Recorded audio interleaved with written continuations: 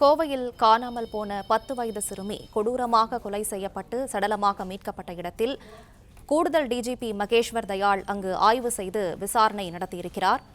கூடுதல் விவரங்களை செய்தியாளர் நேசராஜ் தொடர்ந்து வழங்க கேட்கலாம். நேசராஜ், விவரங்களை தொடரலாம். வணக்கம்.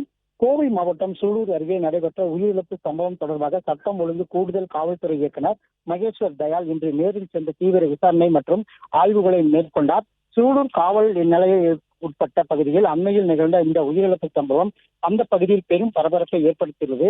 வழக்கு விசாரணையை முடுக்கிவிடும் நோக்கில் கோவை வருகை தந்த ஏடிஜிபி மகேஸ்வர் தயாள் சம்பவம் நடைபெற்ற இடத்திற்கு நேரடியாக சென்று ஆய்வு செய்தார்.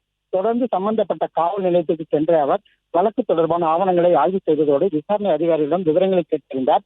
குற்றவாளிகளை விரைந்து கைது செய்யவும் விசாரணையை துரிதப்படுத்தவும் உள்ளூர் போலீசாருக்கு அவர் அதிரடி உத்தரவுகளை பிறப்பித்தார். இந்த ஆய்வின் போது கோவை மாவட்ட காவல் கண்காணிப்பாளர் எஸ்பி உள்ளிட்ட உயர் காவல் அதிகாரிகள் இருந்தனர். இந்த நிலையில் கோவை இஎஸ்ஐ மருத்துவமனையில் போலீசார் பாதுகாப்பு பணியில் ஈடுபட்டு வருவது குறிப்பிடத்தக்கது. பிளே ஸ்டோர் மற்றும் ஆப் ஸ்டோரில் இருந்து பாலிமர் செயலியை QR கோடு மூலம் பதிவிறக்கம் செய்யுங்கள்.